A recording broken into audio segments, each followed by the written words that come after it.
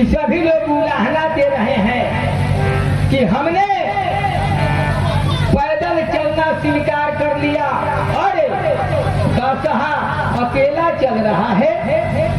यह सुन करके माँ बोली, भोलेनाथ आप ही बादशाह पर सवार हो जाइए। बाबा बादशाह पर सवार हो गए। जब आगे की तरफ दूसरे गांव में बढ़े तो गांव की माँ बहनें कहने लगी, ये देखिए औरत और बच्चा नीचे जा रहा है और ऊपर इसका गार्जियन बैठे हुए हैं। इनको शर्म आनी चाहिए कि जिनकी बीवी और बच्चे नीचे चल रहे हैं वो ऊपर बैठ के बादशाह पर चलते हैं। आगे गांव मिला, उसको जब पार कर गए उस गांव को, तो बाबा भोले बोले, मैं उतर जाता हूँ, आप ही में से कोई चढ़ जाइए। फिर क्या हुआ? माँ बोली, मैं नहीं चढ़ूंगी। दोनों बच्चों को चढ़ा दिया गया। कुछ दूर आगे गांव में गए तो लोगों ने देखा, उसमें से कुछ मेरी माँ बहनें कहने लगी, ये देखिए माता पिता नीचे चलते हैं और बच्चा ऊपर चढ़ के चलता है। क्या जमाना है, क्या शिष्टाचार है। इनको शर्म आनी चाहिए कि ये नवजुवक बच्चे ऊपर चढ़कर चलते हैं और बूढ़े बूढ़े माँ पिता पैदल चलते हैं। फिर इस गांव को पार कर गए। अगले गांव में जब गए तो बच्चे बोले, माँ हम दोनों नहीं चढ़ेंगे, लोग हमें गलत समझते हैं, आप ही चढ़ जा माँ, आप ही चढ़ जा। फिर माँ पार्वती चढ़ गई और भोलेनाथ कार्तिकेय और गणेश की पैदल चलने लगे।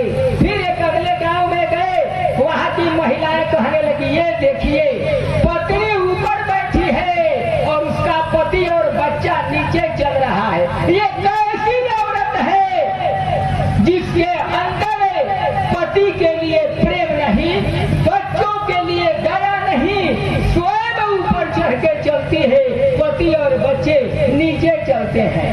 माँ पार्वती जब उस गांव को पार कर गई, उतर गई, बोली, भोलेनाथ मैं नहीं चढ़ूंगी। क्या हुआ पार्वती?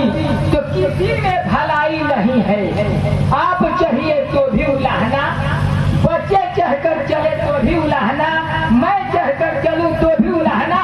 तो भोलेनाथ बोले, एक उपाय है। तो क्या उपाय है? तो हम चारों आदमी चढ़ करके चले। फिर चारों चढ़ गए बादशाह के ऊपर। जब अगले गांव में गए तो वहाँ की मेरी माँ बहन छाती पीट कर कहने लगी, अरे इस सब बादशाह का जान ले लेगा। चारों चढ़ गया है, पता नहीं कब बादशाह मर जाएगा। ये तो दिखाना था पार्वती को। जब आगे की गए फिर गांव पार हुआ।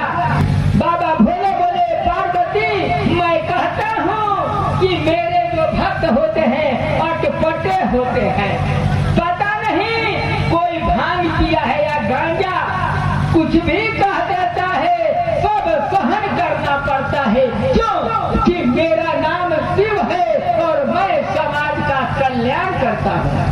इस कहानी से मेरे सज्जन वृंद और मेरी माँ बहने यही संदेश मिलता है कि एक शिव भक्त को कोई भी कार्य करता है उसकी आलोचना की जाती है, कुछ भी करता है लोग उसकी निंदा करते हैं। तो इस कहानी के माध्यम से हम यह संकल्प ले, दुनिया चाहे कुछ भी कहे, हमें शिव भक्त बन करके रहना है।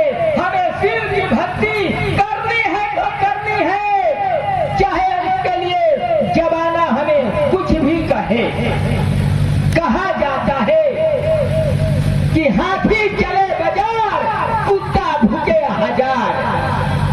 कुछ भी लोग कहे, यदि हमें हृदय से भोलेनाथ के भक्त हैं तो हमारा जो आजीवन का साधन है, जीविका का साधन है, हम उसे करते हुए बाबा भोलेनाथ की भक्ति करेंगे और किसी के बात पर हम ध्यान नहीं देंगे।